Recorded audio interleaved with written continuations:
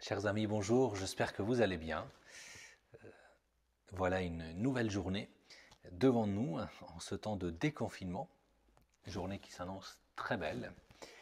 Et je voulais vous partager aujourd'hui une petite réflexion sur la prière, puisque je suis sûr que la prière vous a permis de vivre, non pas de survivre ce temps de confinement, mais de vivre. Et, euh, et à partir d'une image que Saint Jean nous laisse dans l'Évangile sur le disciple bien-aimé, qui est chacun de nous, puisque Saint Jean nous dit que le disciple bien-aimé, pendant la dernière scène, était sur le sein de Jésus. Il reposait sur le sein de Jésus, chapitre 13, verset 23.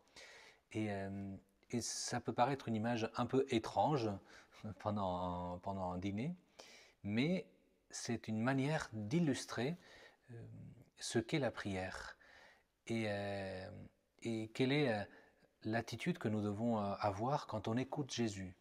Puisque si Saint Jean est sur le sein de Jésus, c'est pour l'écouter, pour mieux l'écouter. Et, euh, et qu'est-ce que ça veut dire être sur le sein de Jésus?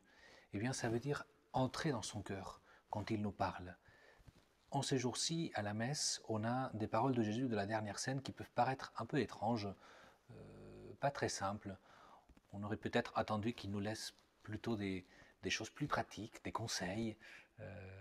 Mais Jésus nous parle, par exemple, de sa relation au Père, de, de comment il se sent, de ce qu'il nous laisse, de la paix qu'il nous donne.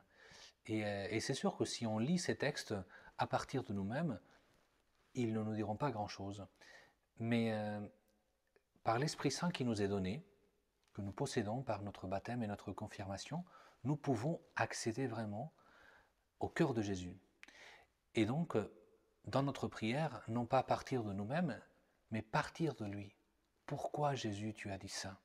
Et c'est ça, être reposé sur le sein de Jésus.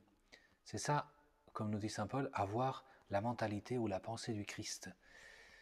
Et bien que dans cette nouvelle journée que le Seigneur nous donne, nous puissions connaître un peu plus le Seigneur, un peu plus ce cœur qui nous a tant aimés et et qui est vivant. Si nous pouvons reposer sur ce cœur, c'est parce qu'il est vivant.